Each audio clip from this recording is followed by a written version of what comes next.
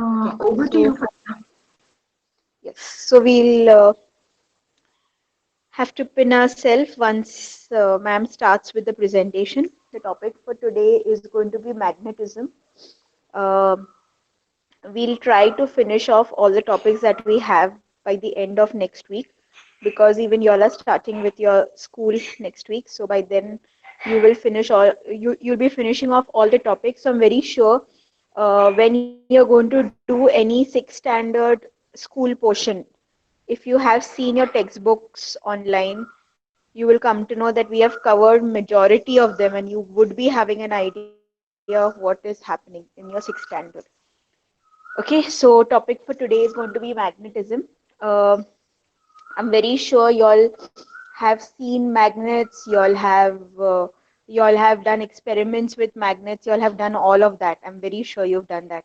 So we'll go quickly with the magnets because today we are going to do three topics in magnets, we'll do electromagnets, and we'll be doing electromagnetic induction. So there are three topics that we are going to be dealing with today. So the next two topics are a little bit new for y'all. So I want to go a little bit slow there. In the beginning, we'll go a little bit fast because I'm very sure you must be knowing all those concepts. Okay. So magnetism. So quickly, I want you all to tell me what all you all know about magnets. Ma'am, magnets have two poles, South Pole and North Pole. It's written on it. Okay. Yes. Okay. Next. I don't want the same person to keep on answering, okay? And please don't type in the message column. Hmm. Ma'am, magnets can attract iron, nickel, and cobalt. Okay. Next.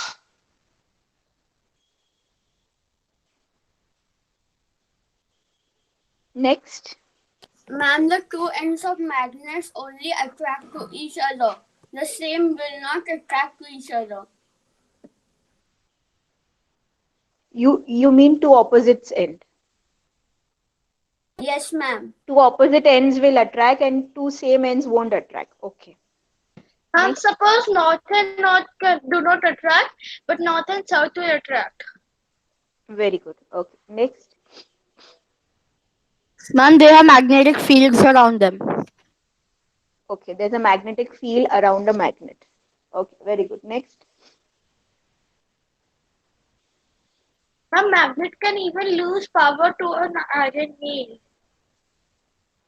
You can demagnetize a magnet. You can demagnetize a magnet. In contrary, you can magnetize certain substances to become magnetic in nature also. Ma'am, I've done Okay. that at home. Okay, ma'am. Okay. Okay. So quite an information you all know about magnets. We'll go to our first slide. So we're talking about basically what is magnetism. So the first thing that comes to our mind is magnetism is a kind of a force. Okay, now when we'll be dealing with force, there are two types of forces. One force is a contact force, one force is non-contact force. Now, whatever you're picking up with your hand is called as contact force because you are in contact with the object that you're picking up. Okay, so that muscular force is what we call as contact force. Now, magnetic force is something which magnet will attract an object from little bit far also. Okay, so then it becomes a non-contact force. So first thing, magnetism is a force, okay, and it is a non-contact force, and in that magnets can either attract or repel depending on the poles of the magnet. Okay, and magnetism basically is created by an motion of electric charges. So whatever electrical component we have, so now we studied, see, now magnetism will occur in all metals, right?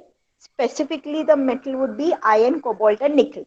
Three metals are the ones which show the property of magnetism basically. Okay, iron, cobalt and nickel, these three majorly show.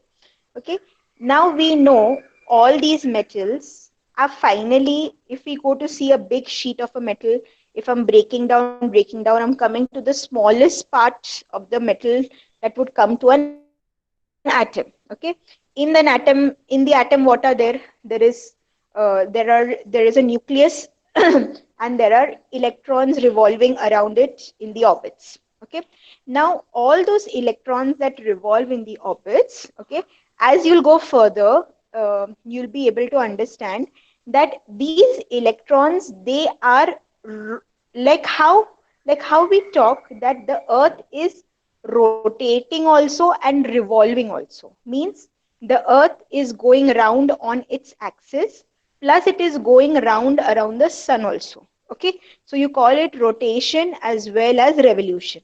The electrons are doing the same thing, they are rotating also and they are revolving around the nucleus also. Now in this rotation, sometimes they rotate clockwise and sometimes they rotate anti-clockwise.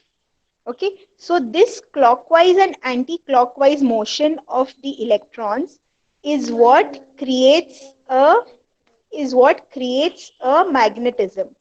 Okay, so they are like they like how, like best example I told you about the earth, you can also take the example of a top that is spinning, so if you have a top that is spinning, you call that will create a magnetic field.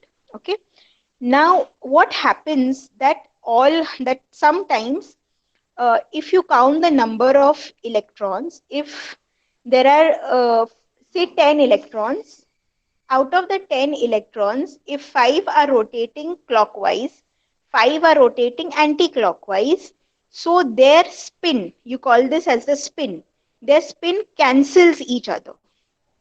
Okay, so what will happen? The spin cancels each other. The total spin is zero. So in that case, some materials, the total spin will become zero, and because of that, it will not show the property of magnetism.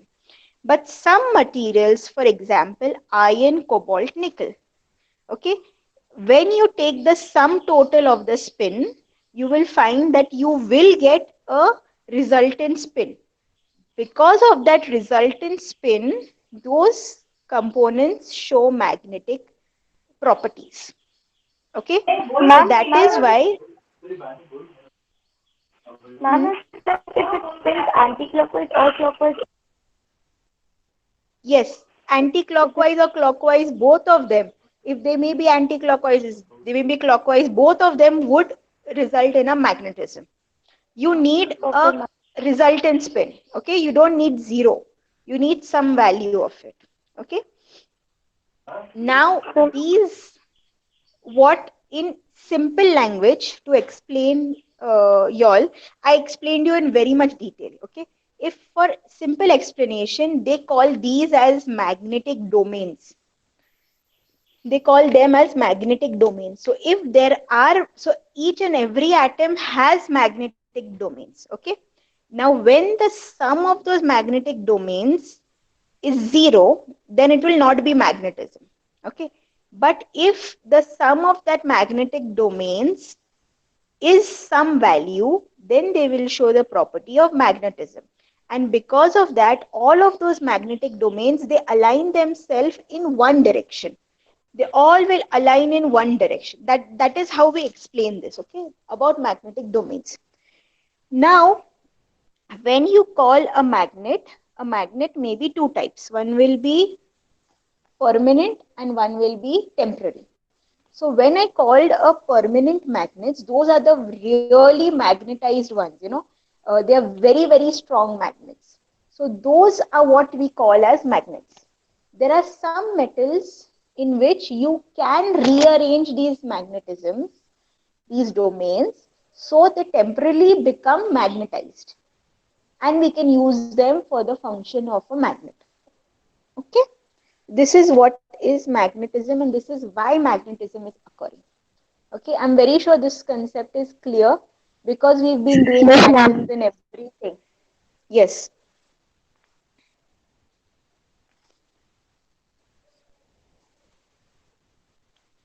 Okay, who was saying something? Okay, we'll go to the next point. Next slide. So basically, if I want to say what are magnets, they are metal objects. Which metal objects? mainly they are iron, cobalt, and nickel. Only these three: iron, cobalt, and nickel. Okay, they are the ones that will attract objects. See, because now I'm talking about attraction force between magnets and metals. They will attract only, they will not repel. But if I talk about two magnets, then they will attract or they will repel.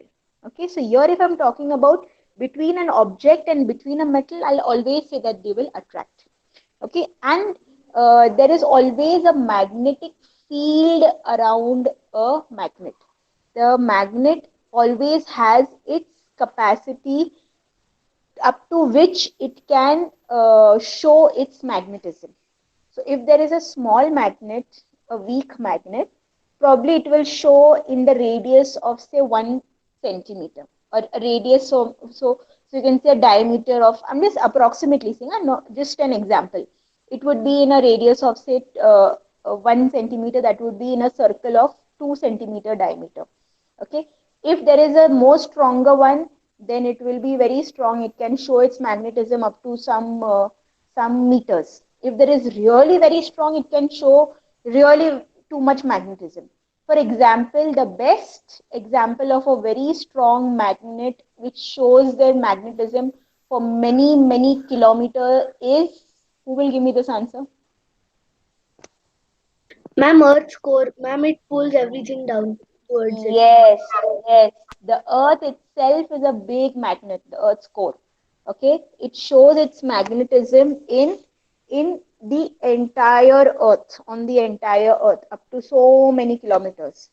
Okay, so that is what we Ma'am, call the the sun's magnetic field. gravitational force. Ma'am, so is that how compasses work? Sun's gravitational force. What is that? Ma'am, how are magnets made? You're talking about gravitational force. I'm talking about magnetic force here. Okay. Ma'am, is that how Uh, compasses work then? Due to the Earth's core. due to the Earth's core, what? I Ma'am, the Earth is a big magnet, right? So is that how compasses work due to that, Yeah, using the that is why Earth's the core? compass works. Yeah, that is exactly why the compass works. We'll come to that part. Okay. Okay, so this is what is a magnet. Next. Where do we normally find magnets? You'll be finding so many magnets in your house. Okay. Basically, your magnetic doors, your fridge doors are all magnetic. The minute you open the fridge door, it will pull it again. If it is in short distance, it will pull it again. So that doors close with the help of magnets. Okay. Then a lot of speakers, stereos, all those have got magnets inside them. Okay, magnets are also put into certain medical devices like MRI. It is called as magnetic resonance imagers. Those work on the principle of these, what I showed you in the beginning, the atom spinning and atom not spinning. It all works on that principle. It's a very high level in biophysics. So that is how the magnets in the MRIs work. Okay. Um, Next,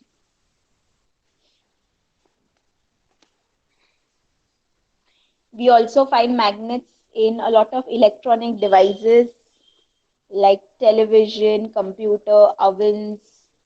We also find magnets in roller coasters. Then sometimes magnets are medically used. How do we use magnets? For example, if some metal object is got into the digestive system, it can be removed using magnetic probes. Okay, so basically we see magnets a lot of places. Okay, and anything that works on a motor will have a magnet inside it. We'll be studying that at the end. Okay, so any motor will have a magnet inside it. So basically your fan will have magnet, your washing machine will have magnet, uh, your this will have magnet, your grinders, a lot of things has magnet. Okay, so this is about where we find magnets in our house also. Okay, next. Ma'am, So this is like a, I yes. wanted to ask, like, ma'am, a magnet stuck to the computer of mine, and my mother said that no, no, don't stick magnets, otherwise the data will be erased. I didn't understand that. What you didn't understand? Wait, I did not get your. What did you say? A magnet got stuck to the back of my computer, and and my mother said that don't stick magnets to your computer or the data will be erased. Correct, correct. Because all your electronic devices are working on magnetic strips kind of material. So if you bring a magnet near to your phone, near to your television, it will spoil the magnetic field of that particular strip or whatever is there. And because of disturbance in that field, it may lead to erasing some data or spoiling some object, spoiling some electronic device. Ma'am, so do you think I really Now, spoiled the computer? yeah, magnet can spoil anything, not computer, any electronic device. You should not take magnets near to any electronic device. Ma'am, but how Okay, can a next. magnet, ma'am, but how can a magnet like spoil a TV? Because the magnet has got its own magnetic field. Because of that magnetic field, it can interfere with the magnetic field which is already there in your electronic device. And if two fields like this interact with each other, one of the magnetic field will destroy, and the ones in your hand are normally more stronger than the magnets which are there inside your electronic devices. They are very small, and so you have got your entire data on those objects.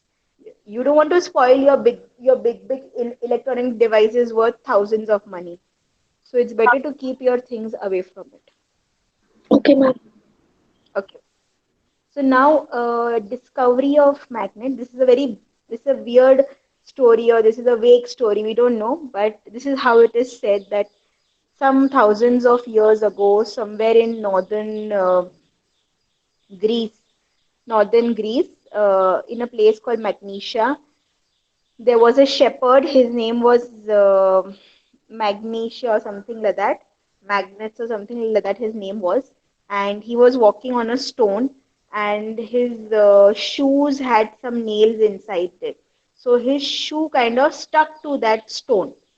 Okay, and then he tried to remove his shoe from that. He tried to remove his stick also from that, but it was really not coming off. It was very strong one. So then later he tried to discover it, and then he found out that the name of that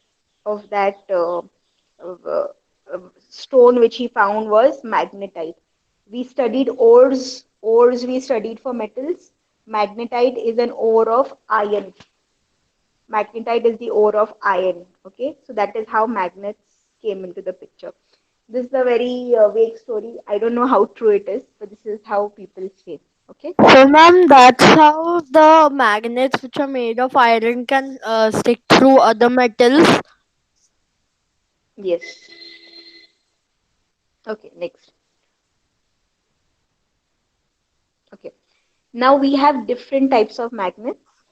Types means the first type I'm talking about. Now here we're talking about types on the shapes. Okay. So if I'm talking about the types on the shape, I mean, I'm talking about what shape the magnet is. So if the shape is in the magnet of a bar, okay, like a cylindrical thing, like a not cylindrical, like a rectangular thing, so then it is called as a bar magnet. Okay. If it is in the shape of a horseshoe, then it will be called as a horseshoe magnet. There are also circular magnets, that is round magnets. Okay, and there are also magnets with a hole that we call as donut magnets. Okay, now in all of these magnets there will be two poles I'm your compulsorily. voice is there will breaking. there will be south pole and there will be north pole. Okay, So what will happen is, if you can see in the bar magnet how the poles are, you can see the red and the blue color. One of them will be north pole, one of them will be south pole. Okay, so it is like divided into half. In the horseshoe magnets, the poles are at the two corners of the horseshoe. So one of them will be north, one of them will be south.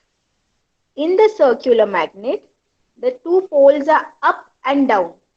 So the circle upside one will be north, the circle downside one will be south. The same thing will go for a donut magnet also. One will be north, up, and the down one will be south. Okay, so this is how the poles are. So always a magnet will compulsorily have both the poles. Both the poles are definitely there. Okay, not there that the two poles will not, that the magnet is made up of only one pole. Impossible. A magnet will compulsorily have both the poles, the north pole as well as the south pole. Ma'am, but here in the circular, ma'am, I didn't understand how in the circular magnet, in the GIF they show that the smaller magnet when they bring it to the bigger magnet, it gets attracted. But Is that a magnet? um, Is that a magnet? It may be a metal piece also. yeah, ma'am, but still, it's showing some gap between them. How is that possible, ma'am?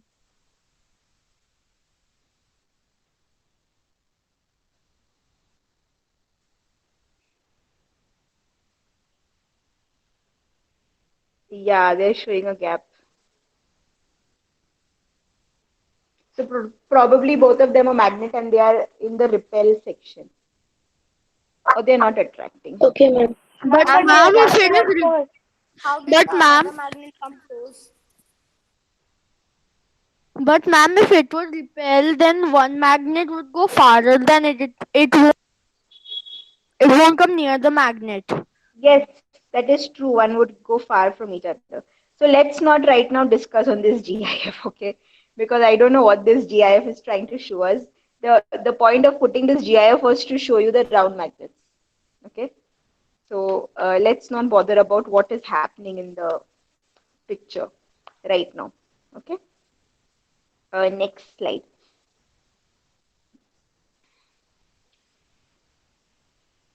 Okay, so we have got basically, I told you all two types of magnets, three types of magnets, sorry. One I told you permanent, one is temporary, and one is called as an electromagnet. Permanent magnets are the magnets which are they'll always be magnetic. Okay, when, like whenever you find them in nature, they're magnetic in nature only. Okay, and uh, they do not lose their magnetic properties very easily. For them to lose their magnetic properties, you'll have to do lot and lot of procedure. So normally those permanent magnets will not lose their magnetic properties. Temporary magnets are those that, we are temporarily magnetizing them. I told you all about magnetic domains. The magnetic domains are very haphazard. The minute you do the process of making a magnet, temporary magnet, those domains get aligned. So let's imagine you all are in a classroom. Okay, there is no teacher. So you all are just, jumping from one bench to the other, moving from one end of the classroom to the other. The minute your teacher comes, you all will go and sit down in your places. So you all get aligned towards your teacher. That's exactly what happens in your temporary magnets. All those magnetic domains get aligned in one direction, and for certain time they will become magnetized. Okay. Um, there is one special type of magnet that is called as an electromagnet. What is an electromagnet? Okay, now whenever electricity is happening, means whenever electricity is passing through any metal wire or anything, there are certain effects that it produces. Okay, one effect we saw was heat effect. I'm very sure we did that experiment in the classroom. I showed y'all that how the bulb was getting hot when we did the electric experiment. Okay, so I showed you the heat effect of magnetism. heat effect of electric currents. The second effect of electric current is because of is the chemical change. So chemical, because of electricity, a chemical change can take place. That is called as a chemical effect. The third effect is called as the magnetic effect of electricity. So whenever electricity is passing through a wire, passing through any substance, when electricity is happening basically, that particular wire or that particular substance through which electricity is passing will show the property of magnetism.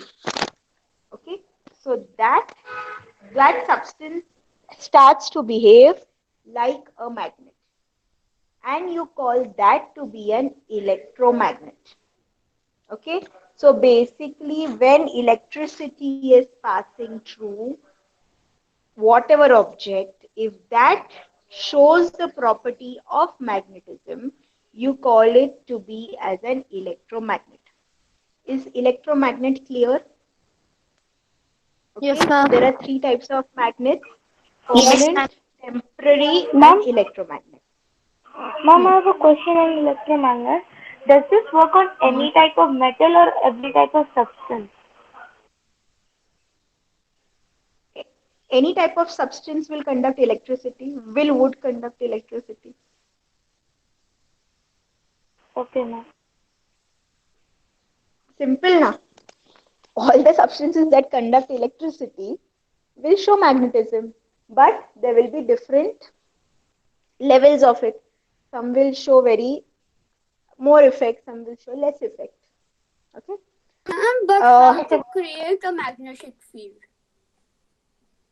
I will come to it. Okay, hold on. I told you all in the beginning only. I told you we'll be doing electromagnet in the last. Okay. Now there are four types of permanent magnets. Okay.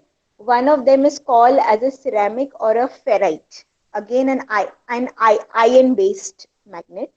Second is called as an alnico. Uh, Third one is called as a samarium cobalt, that is a cobalt based magnet.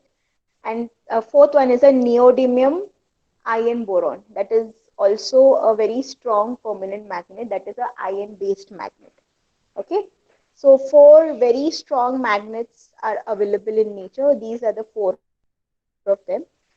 Now, I told you all it's very difficult for permanent magnets to lose their magnetism. But if you want them to lose their magnets, what are the ways? First thing is you have to expose them to very high temperatures. Very means very high, thousands of degrees. Then they may lose their magnetism. Okay. Second one is when they're getting hammered. So when they get hammered, they get so much so hammered that their entire magnetic domains get disturbed. Okay, and when you keep one magnet in close contact of another magnet, or you stroke two magnets against each other in an inappropriate manner, this is what will explain you that why you should not take your magnets near to any electronic devices. Okay, because it will reduce the magnetic strength of the magnets.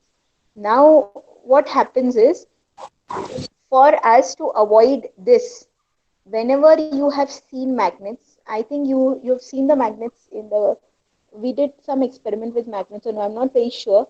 You always keep keepers in between. You always keep some non-magnetic substance in between two magnets. Why do you do that? So that you want to preserve the magnetism. You want those magnets to remain in a good condition. You don't want them to lose their magnetism. So that is why you put keepers in between, so that the two magnets don't interfere into their magnetic fields. Okay. So these are the three ways how to demagnetize a permanent magnet. Okay. Next.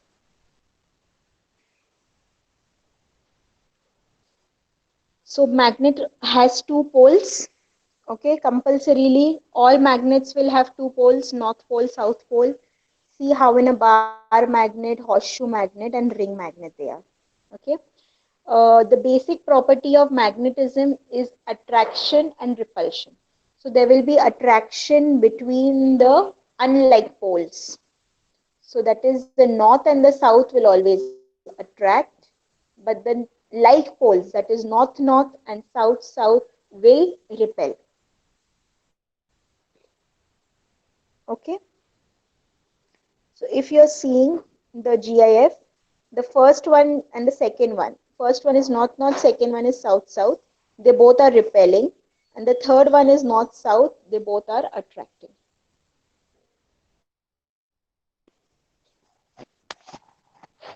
Okay. Next.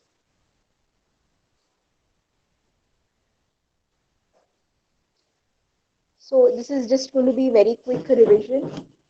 Magnet is normally made up of either iron, cobalt, or nickel, but mainly we use iron because it is cheaper than cobalt and nickel.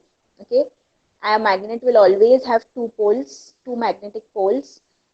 A magnet can attract some other metal, and they can also repel a magnet, another magnet, depending on the poles. Okay, next.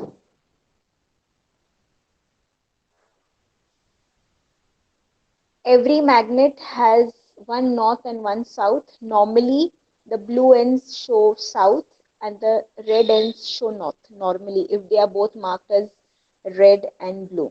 Okay. And whenever two magnets are very close to each other, there will be either a pulling force or a pushing force. Pulling force is attracting, pushing force is repelling. Okay. And these forces are at the strongest at the end of the poles. The magnetism will happen only at the poles. It will not happen in between. Okay. So if I'm talking about a bar magnet which is shown here, okay, the magnetism will be only at the corners of it, not in the body of it. Okay. Always magnetism occurs at the poles. Next.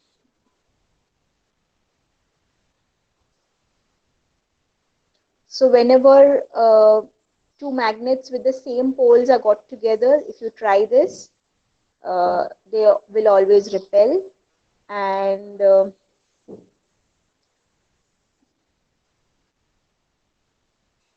if you always try to put two opposite poles together, they will always attract.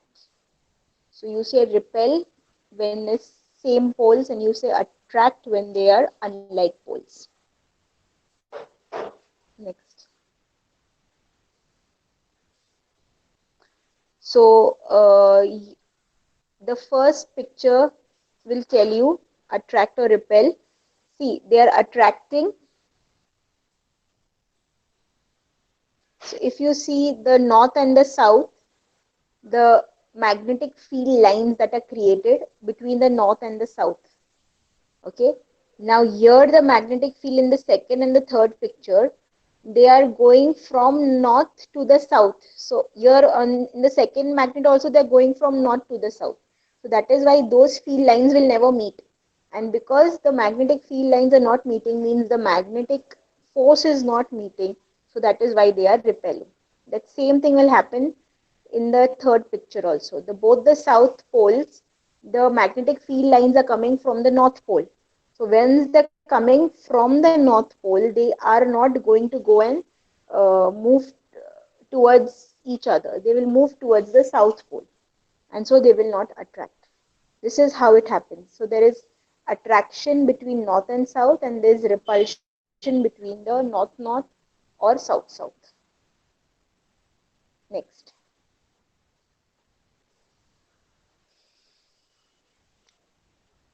So if you want to see magnetism, we call the substances that get attracted are called as magnetic substances. The substances that don't get attracted by a magnet are called as non-magnetic. So magnetic substances around you in your house, you can find paper pins, nails, scissors, all those will be magnetic. The non-magnetic would be plastic, rubber, uh, a wooden material, cloth, they all will be non-magnetic substances. Okay, next. Uh, now to discuss the properties of magnet. Whenever a magnet is dipped in an iron filings, we'll see that the iron filings will stick towards the end of the poles only. Okay, so that shows that the magnetism is only concentrated at the poles and not in the center. Okay, the magnetic poles always exist in pairs. I told you cannot have a magnet having only north pole or only south pole. It is impossible. You will have the magnet having both the poles together. The north and the south will compulsorily be there. Okay. Now this is a property which the third property is very important for us, which we are using in a special device. Okay. Whenever a magnetic substance is suspended in the air. What do you mean by suspended? That is, you take a string and you just hang it with the string in the air without touching anything. That is called as suspending. If you suspend it in the air, the magnets will always point towards north-south direction. They will not point towards any other direction. They will always point towards north-south direction. So the pole that is pointing towards the geographic north, we call it as the North Pole. And the one that is attracting towards the geographic south, we call it as the South Pole. If here in the picture you can see there is a magnet that is suspended and there is a geographic north, south, east, west. See, in geography we have got four sides: north, south, east, west. In magnetism you have only two: north and south. Okay, so the north of the magnet is pointing towards the north of the geography, and the south of the magnet is pointing towards the south of the geography. So that is why we call those poles by those particular names. North means North Pole, South means South Poles. Tell me, where do we use this property? Ma'am, Ma'am, compass. compass. Compass. Very good. Yes, you use this in the compass. Now, tell me one thing. If I am saying, if I am saying that the North Pole is attracting towards the north of my geography, means it is pointing towards Arctic, correct? Arctic, right? Arctic end. And my south will be Yes, pointing ma'am. towards the Antarctic end. Okay. So now what will you tell about the magnetic field of the earth? How will you tell about the magnetic field of the earth? Ma'am, north is south and south is north for magnetism. Can you say it once more? Can you say it more loudly? Ma'am, in the earth, the Arctic region side is is south for magnetism, and the Antarctic region is north in magnetism. Correct. Correct.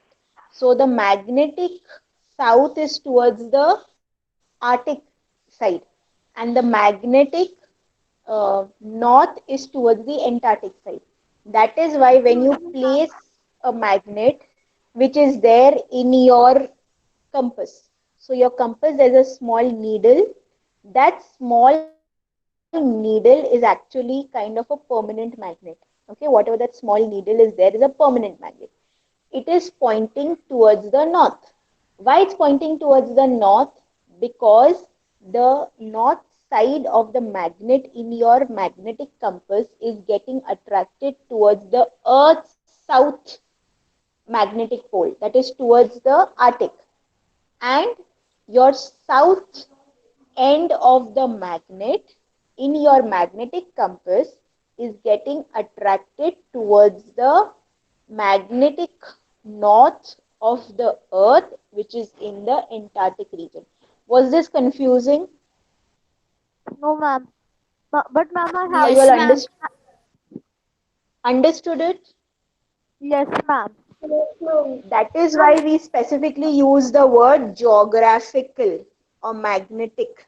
Earth's geographic North Pole. Earth's magnetic.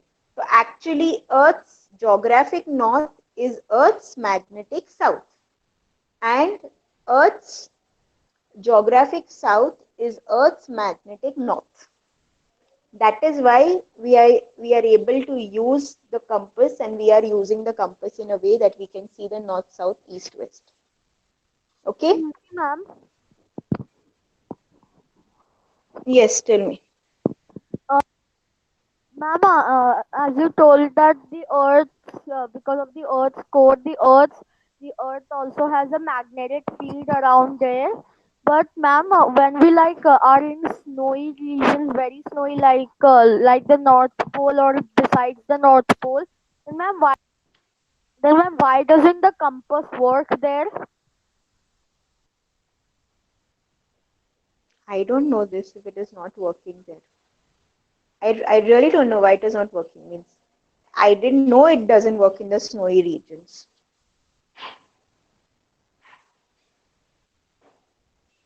So Ma'am, that if we'll I have, keep a ma'am, what if I keep a magnet very close to the compass? the compass will move with the magnet, because you have a permanent magnet inside, you have a permanent magnet outside. It will move with the compass. Ma'am, we could see that in the GIF in which it was showing the bar magnet. Yes, correct. Okay, so one, two, three properties of the magnet we are done. The fourth one, like poles repel, unlike poles attract. And the magnetic force between two magnets is greater when the distance between the magnets are lesser. Very common sense. Na? If the two magnets are a little bit far off from each other, the magnetic field between them will be less. The more nearer they are, the magnetic field will be much more. Okay. So we've done with the properties of the magnets. Next.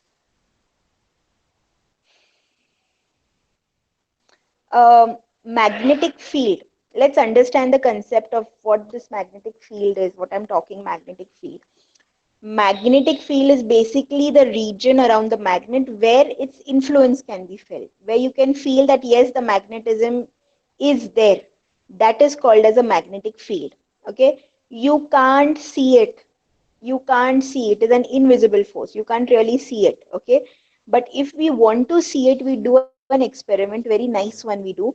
We put a magnet. Over the magnet we put a plain page, a plain paper, and then we sprinkle with hands, like how we sprinkle salt and pepper. You have to sprinkle iron filings. Okay, the minute you sprinkle iron filings, they will adjust into small lines like how it is shown in the picture, exactly like the way it's shown in the picture. So you will observe magnetic lines. When we see these magnetic lines, it's been studied that the magnetic lines are always starting from the North Pole and they end towards the South Pole. So they are like a flower kind of, you're making a flower from north to south. That is why you can see the direction of the arrows. They are from north to south on both the sides. Okay. So they are like that, north to south, north to south, north to, and after a certain distance, where it becomes lesser, it goes towards like infinity on the top and bottom. So the lines are always starting from north and they always end at the South Pole. They are the most crowded. So that is why you will see the most effect of the magnetic field in the North Pole. There are no magnetic field lines in the body. There is nothing in the body. Okay, the body, nothing is there. It's only at the poles. Okay, and these lines don't intersect each other. They will not intersect into each other. They are independent paths they have got, and each line is a continuous curve. Each line will be a continuous round curve. Okay, this is how the magnetic field lines are. Okay, so whenever we meet next, we will be doing this experiment. You will be observing how it looks. Ma'am, can it happen This is what only is with magnetic iron field. filling? Yes, it works the best with iron filings. Okay, next. These are the characteristic properties of magnets. Attraction. So the property will always tell that the attraction is at the north poles, means at the poles is the strongest. Okay, that is the attractive property. That is the attraction of the magnet is only at the poles. Directive property, because of which we are able to detect the north and the south. If we suspend it in the mid-air, we can get the north and the south. Okay, the law of magnet, which says like will repel, unlike will attract.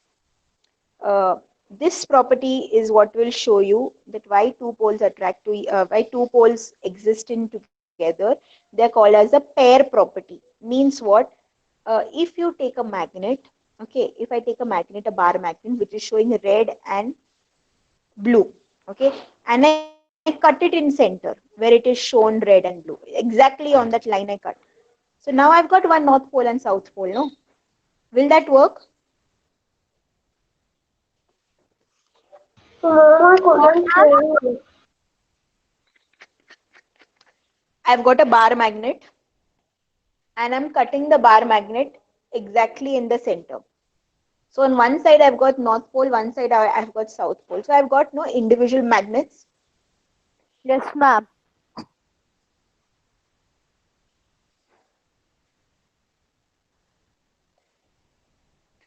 It will not happen that way. Mom, but how can The that be? There minute can't be any individual magnet.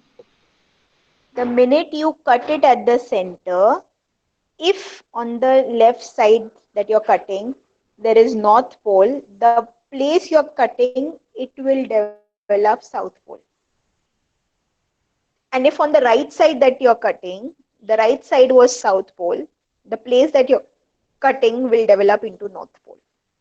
That is a property of magnetism.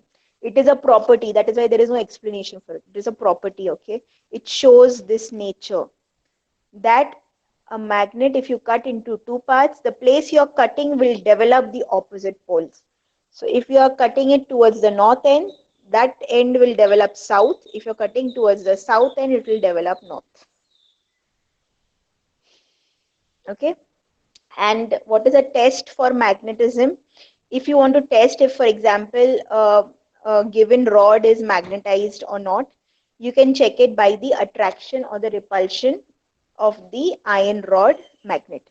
You can take another iron rod magnet, magnet, and you can put it near to it. If it is attracting, then you say that yes, it is magnetized. If it is not getting attracted, then you say it is non-magnetized. Okay, so these are the characteristics of a magnet. This is what the magnet is composed of. Okay, next.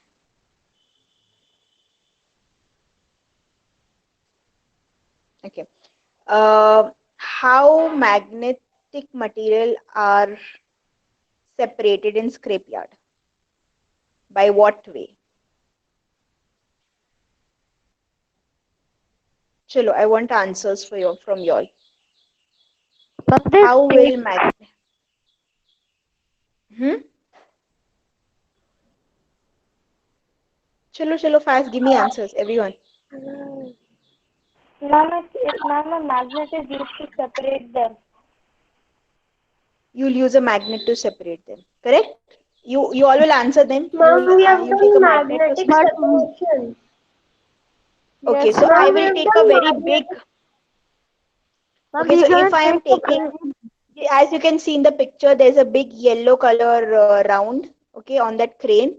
It is attracting all those magnetic pieces towards itself, correct? yes, ma'am. Now all those Ma'am, we are magnetic going to pieces take a got, very huge magnet and stick it in a crane. wait, now those magnetic substances got attracted to that yellow big round, okay? And now I've moved the crane from that dump, I'm moving it towards an area where I'm separating magnetic and non-magnetic substances. Now, how will I remove them?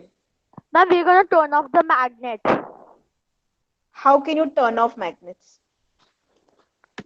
Ma'am, because it's an electromagnet. The answer would be you're not using magnets, you're using electromagnets here. Ma'am, So that what I will was going to happen? tell, but Ripa muted me. So that is what you are going to do. Here you are going to take an electromagnet. So when you switch on electricity, that substance will get the property of magnetism. It will attract all the it will attract all the magnetic substances. Now you move it to another end and you switch off the electricity. The minute you switch off the electricity, the magnetism will go away and all those things will fall down. And that way you can separate the magnetic and the non-magnetic substances. This is why we need electromagnets, so that we have the power to switch on and switch off magnetism. And that is why an electromagnet is important. Clear? Yes, Yes, ma'am. ma'am. Yes? Okay, Ma'am, this next. is just like magnet separation. Okay, next. Now, any question related to this magnetism that we spoke about up till now? No, ma'am. No, ma'am. No, ma'am. No, nothing? Okay. So we are done with magnetism. Ma'am, ma'am, I wanted to tell you a trick that I used to remember the three magnetic. Uh, Tell.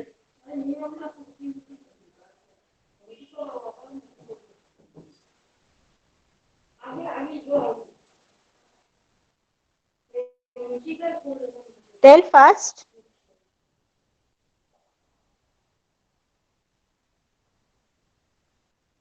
Okay, I think Ayam is not there. We'll begin with our presentation for electromagnet. Okay, so this is how electromagnet, you can see from the picture, you need an electric source. The electric source is coming from a battery, and you need a substance through which electricity is passing. So you are taking a bolt or metal bolt through which electricity can pass. Okay, and that is why it is attracting all those paper clips. Yes, next. So we know this is just a revision.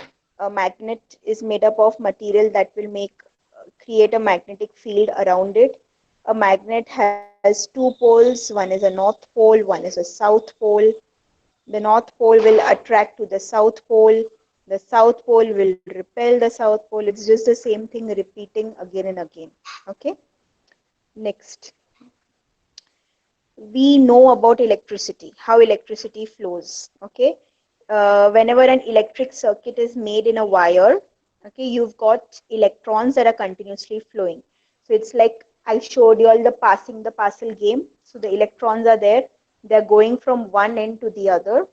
So the electrons are going from one atom to the second atom to the third atom, and that is how they travel from one end of the wire to the other end of the wire. And in this way, the electricity is passing from both the ends where it is connected. That is what you call as electric current.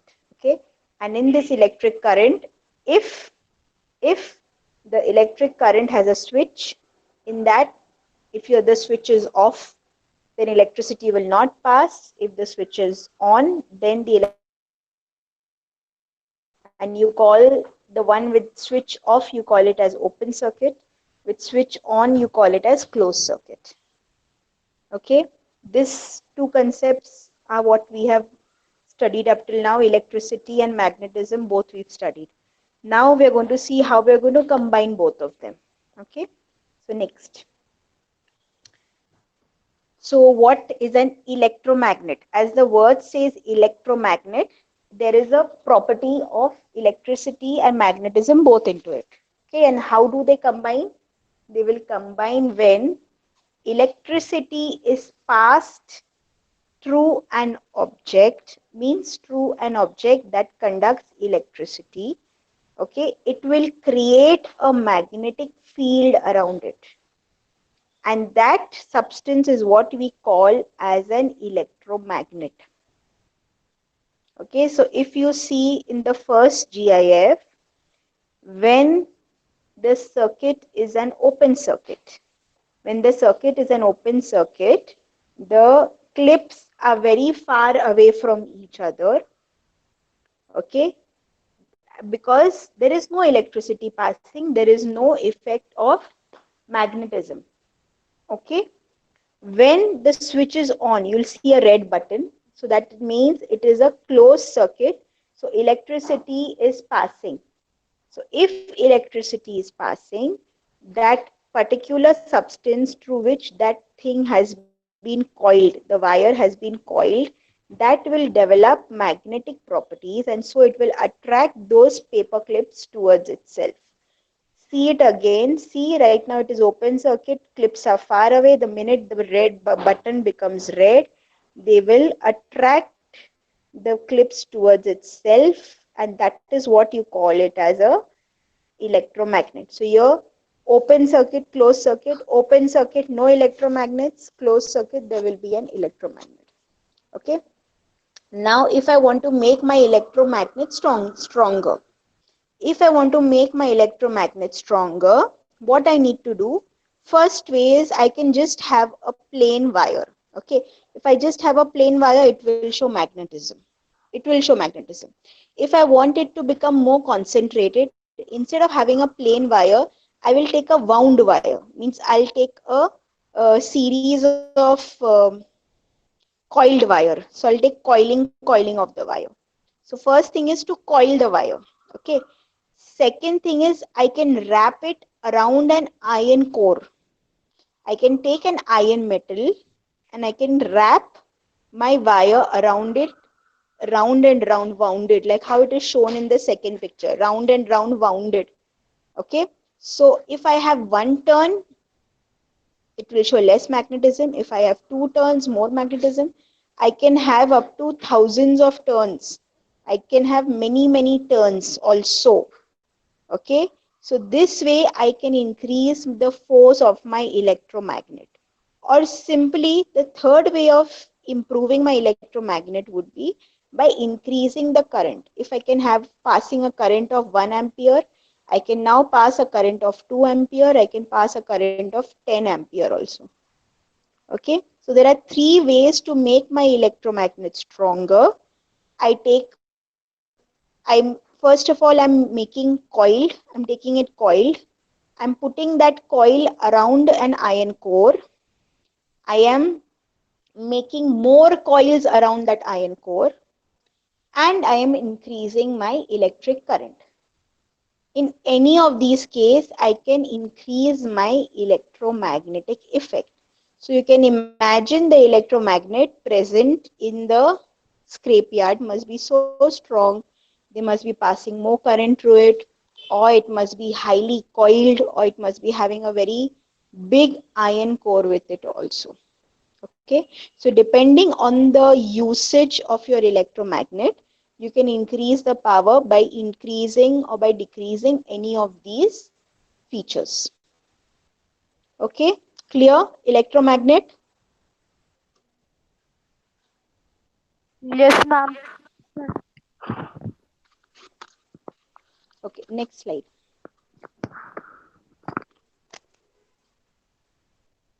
How does this work?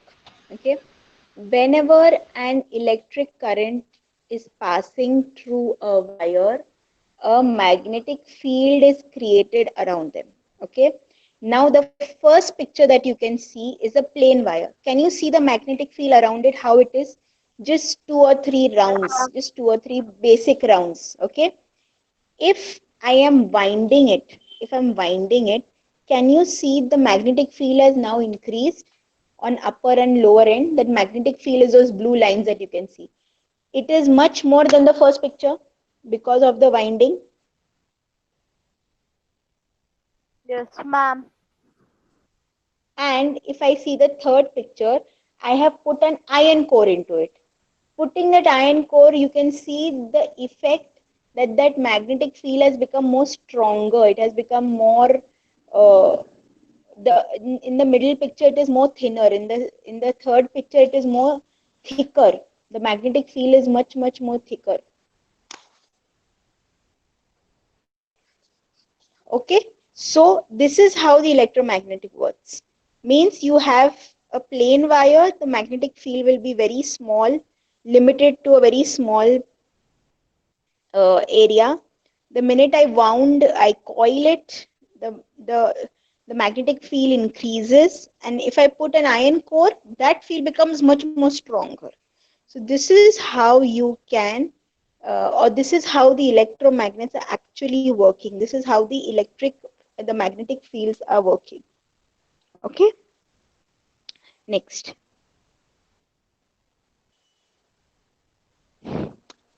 So advantage, one of the main advantage of an electromagnet is the switch on and off mechanism. You can easily control the switch on and off, and whenever you want you can make the magnet work. If you don't want, you cannot make the magnet work. Okay, so that is one thing. You can also control, secondly, the advantage is you can also control the field, how much field you want. If I want a less amount of field, I'll put less current. If I put more current, I'll get more stronger electromagnet with the same setup. With the same setup, whatever is there, I can create a stronger or a weaker field by increasing or decreasing the current. Okay, but one disadvantage is that you will need current. You will need current to make these electromagnets work. So if there is sometimes a problem in the current supply, you may have to arrange for a generator or a different type of way by which you can supply electricity to your electromagnets.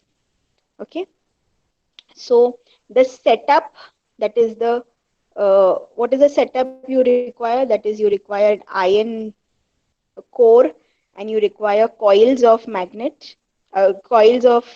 wire. That is also called as a solenoid. It is also called as a solenoid. Okay, so this is what is called as a solenoid also. Okay, the electromagnet with that kind of a setup is called as a solenoid. Okay, next.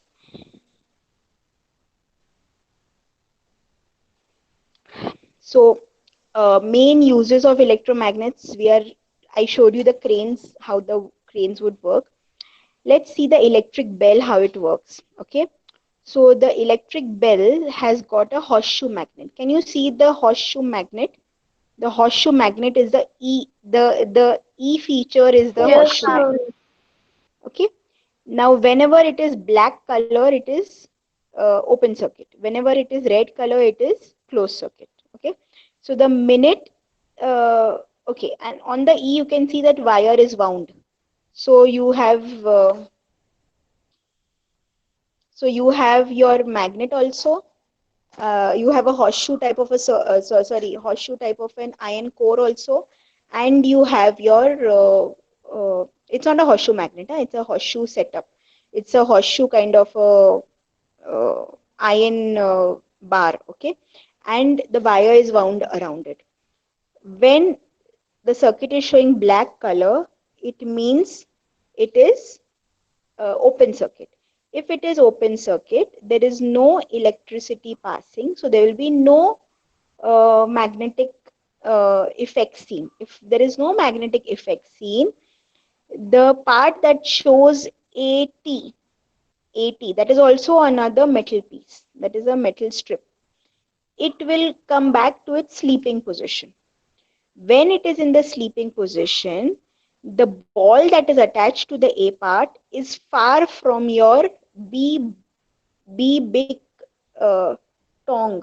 Okay, that is your gong which will ring. Okay, so when it is in the black position, means when it is in the open circuit, it will be in the normal when it is not ringing. The minute you ring, so you are switching on the button. If you switch on the button, you say that you are doing a closed circuit. The minute it is closed circuit, see the entire circuit becomes red in color. So what will happen? The part that is in which the wire is wound around that horseshoe type of a iron metal, that will become magnetic in nature. Because it becomes magnetic in nature, it will attract that strip 80. It will attract the strip 80 towards itself. If it is attracting the strip 80 towards itself, that small ball attached to the A will go and hit the gong B. And the minute it goes and hits the gong B, it will ring. This is called as your electromagnetic bell. Okay, so the bells that we have, the ting tong bells, they are all this type of setup. Okay, clear? The bell working is clear? Yes, ma'am. The same type the railway signals also work. If you see in the railway signal, okay, your solenoid is where you can see that coiling. That coiling is where you can see your solenoid. Okay, when the button is off, the iron nail is hanging above it. Okay, it will be above it. So what is the position of your signal? It is horizontal. The minute the switch on, that coil will become magnetic in nature. And because the coil becomes magnetic in nature, the iron nail will get attracted down into the coil. The minute it gets attracted down into the coil, that signal will go up. The signal will go up. So you say the railway signal has opened. You switch it off again, the coil loses its magnetism, the iron nail will go up again, and the signal will again come back to the closed position, that is the horizontal position. Okay, so this is how electromagnets can be used. Clear? Yes. So next slide.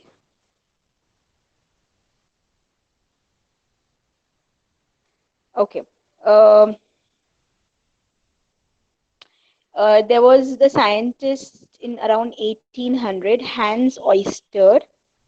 What he did was he was setting up some materials, and he noticed that suddenly a compass needle, which is, a compass needle was there, started getting deflected away from the electric setup that he was experimenting with. So he was experimenting with an electric setup, and there a magnetic compass was kept. So because when the electric setup was in the working position, what happened is that a magnetic field was created, and because of that, the magnetic needle started deflecting. That deflection convinced him that yes, magnetic field is coming in a wire that is carrying electricity. Okay, so that is how we have got Hans Christian Ørsted, who is responsible for the phenomenon of electromagnetism. Okay, electromagnetism was discovered by Hans Christian Ørsted because of an accidental discovery. It's an accidental discovery that he made, that whenever electric current is passed, you can observe magnetic deflection. Okay, next.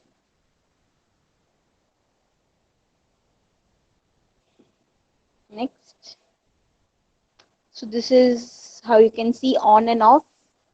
This is your kind of a solenoid where we take an iron core, we wound it around we wound a wire around it, and the minute it is on position, it will attract. The minute it is off position, it will lose the magnetism and the objects will fall off again. Okay, next. So this is again a summary. An electric current, when it is passing through wire, it creates a magnetic field around it. Such is called as an electromagnet. Whenever you want to concentrate that magnetic field, the best way is to create coils. You have to create coils so the magnetic field will increase, and the magnetic field of a wire passing through the center of the coil is very strong. So it is very strong in the center rather than outside. Inside, the magnetic field is very, very strong. Okay, next. I told you loudspeakers, microphones, all the speaker devices has electromagnets in it. Okay, electromagnets are helping us to make very powerful magnets. You can use them turn and off button. Electromagnet will work only when it is switch on mechanism, that is when electricity is passing. And this setup is also called as a solenoid. The electromagnet with this kind of a setup with iron core and the coils around it is also called as a solenoid. And your maglev trains, your fast trains that are working on this principle of electromagnetism. So your metro trains work on this principle of magnetic levitation. They create magnetic, small bits are being created by electricity, and they're creating such a field because of which the magnet gets attracted further. Okay, next. Any questions related to electromagnetism?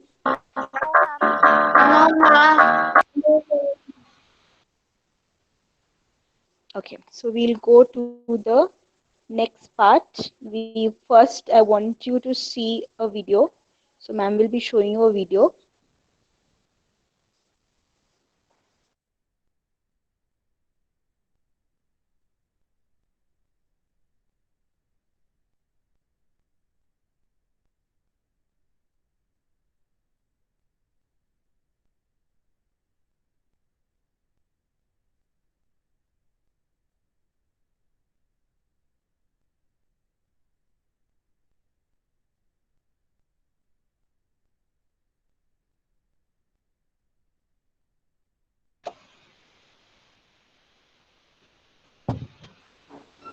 Okay, I think ma'am has gone off. We'll just wait for 2 minutes. Ma'am will be back. First, ma'am will show you a video related to electromagnetic induction, and then I will be discussing the slide related to it. Okay, ma'am.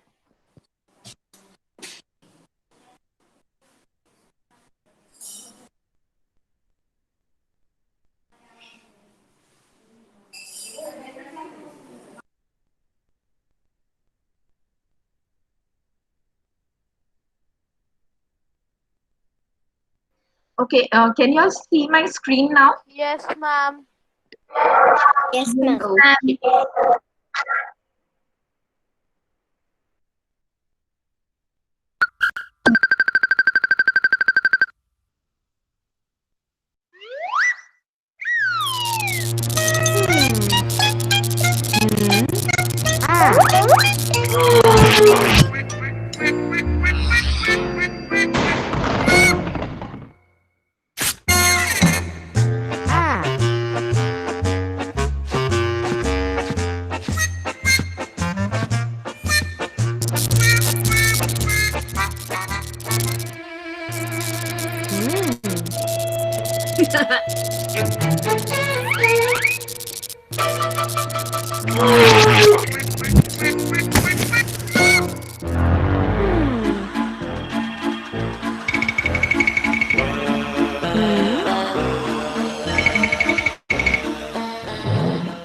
Hello.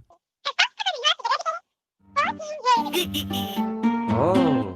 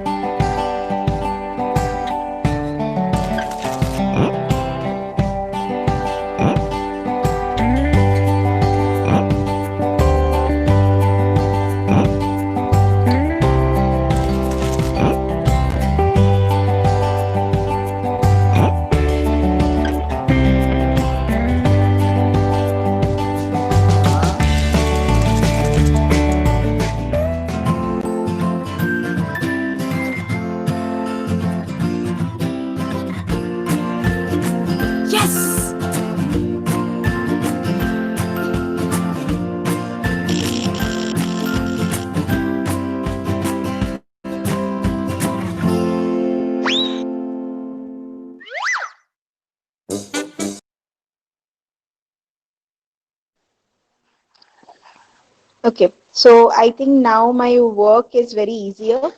Yes. So in the electromagnetism, we went from electricity to magnetism. When I say electromagnetic induction, I am going from magnetism to electricity. Tell me, where do you see this? Where are you producing electricity? Where do we produce electricity? Ma'am, when the magnet is No, no, coming out and dynamos. in the and out of the coil and in the coil. Turbine. Wind turbine. Yes, in the turbines.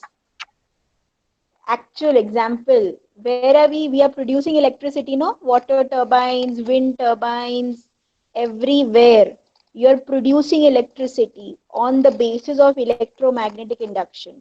So Hans Christian Oersted gave us the phenomenon of electromagnetism. The phenomenon of electromagnetic induction was given by Faraday. He thought, let's do opposite of it. He said that Hans gave an example of going from electricity to magnetism. So why don't we do the opposite of it? We'll go from magnetism to electricity. But that is created by the motion. Okay. So the motion was created between the coil and the magnets. You either move the coil or you move the magnet. Depending on that, you have got different types of substances. You can have a moving coil also, you can have a moving magnet also. Okay. Now, both of these things, moving things, is possible when you are doing it in your turbines. So your turbines are moving. The turbines move, they move the magnets, and the coils are present there, big coils, very big coils, and that is how a electric current is created, and that is how we are getting electricity today. Okay, so it's Faraday's law which is creating electricity today. Okay, got it? Ma'am, I We'll go didn't to our understand. Ma'am, I didn't understand what did the galvanometer do? a galvanometer is a device which can detect very small currents. So it is used to detect current. It is used to detect currents. So you can detect a current of zero point 0.1 ampere also, 0.05 ampere. You get different galvanometer for different capacities. So galvanometer is basically an ammeter which will detect the current. That is only the thing. Okay. So we'll go to our first slide.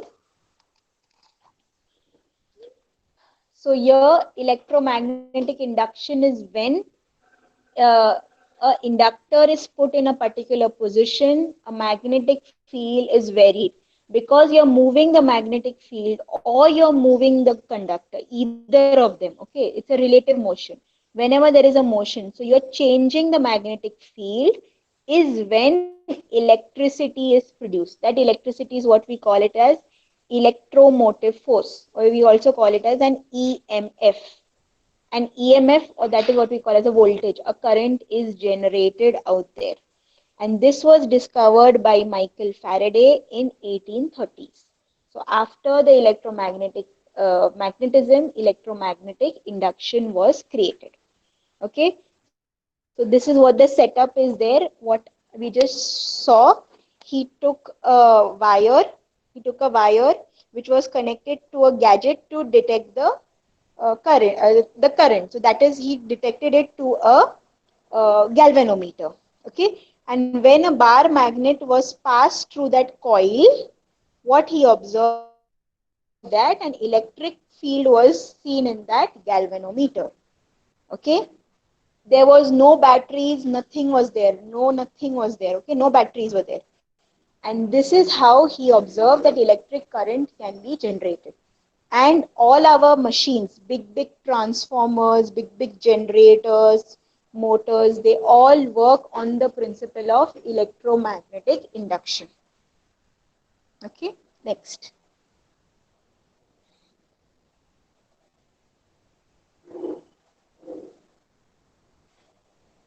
Okay, so whenever I'm talking about a generator, or whenever I'm talking about a dynamo, okay, if in that you see, you will always see that a magnet is rotating inside another magnetic field. Okay, you cannot really see the field, but you can feel it, and because of that you can see below how the first picture you can see that there is a strong magnetic field, north pole and south pole. Okay, there's a north and south that is there. The red north and the blue south. Your voice is breaking a lot. Okay. Yes, ma'am, your voice is breaking. Okay, so I'll say again once more, I will repeat it. Okay, in a generator or what you call as a dynamo, okay, you will see that there is a magnet which is stationary, that is north pole and south pole, and in that a wire is rotating round and round.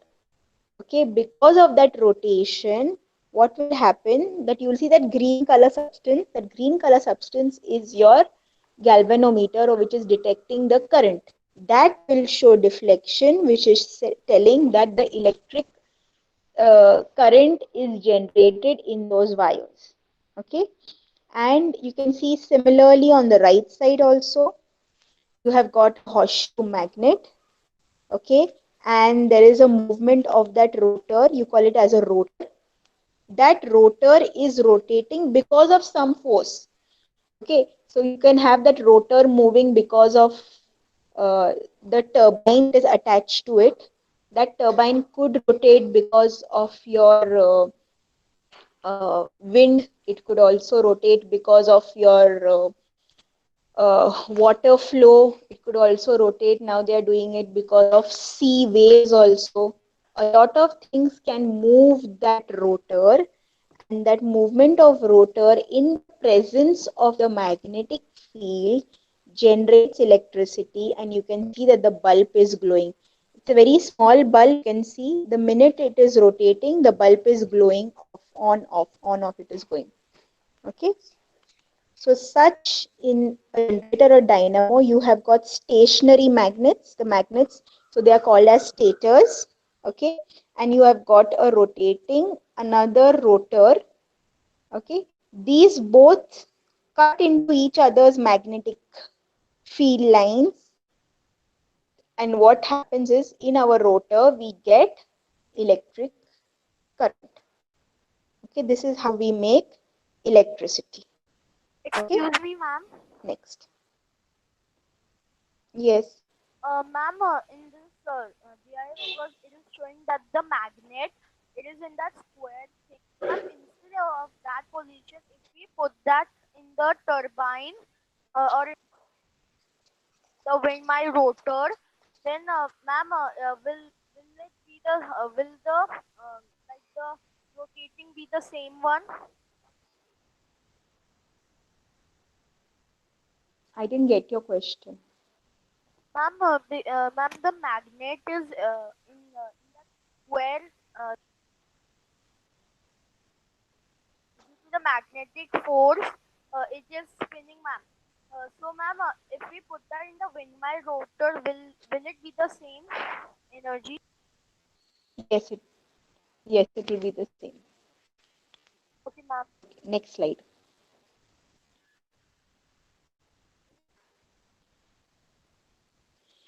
So this is what is your Faraday's law says.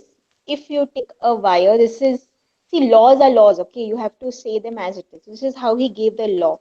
If you take a wire, move it back and forth in a magnetic field, what will happen?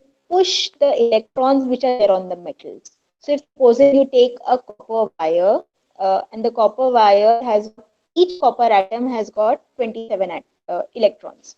So if you move that copper wire, those 27 electrons, the electrons in the last shell, I spoke about it, the electrons in the last shell are called as the valence shell or the valence electrons. Those will be easily pushed forward. So electricity is always happening because of the movement of electrons. So this force, this push is happening because of the movement of either the wire or the movement of the magnetism, the magnets, and those electrons gets pushed outside to the next atom, and then it keeps on rotating, and that is how your electric current is generated. Okay, this is a little bit more complicated. You all don't need to really go into the details of it, but I is represented as the length of the conductor, the length of the wire. V is the velocity with which the conductor is moving, and B is representing the electromagnetic field, the magnet. So whenever I want to see that how much electricity I'm generating, I get the formula which is below. E will be given by B multiplied by I multiplied by B. So all the things multiplied will give me how much of electricity I am producing. Okay, next.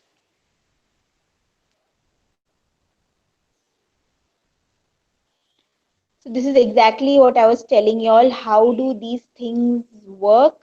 How do these things work?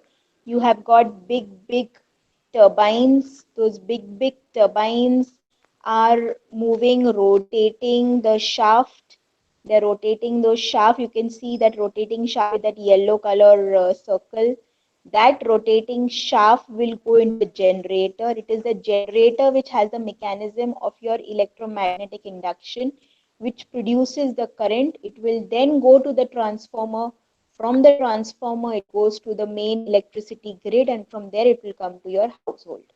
This is how the entire flow of current happens from generation to our house. Okay, next. So I told you there is something that is called as a dynamo and something that is called as a generator. Okay, if in the left side you see dynamo, the bulb is continuously on, and if on the right side you see that in the generator picture, the bulb is on off.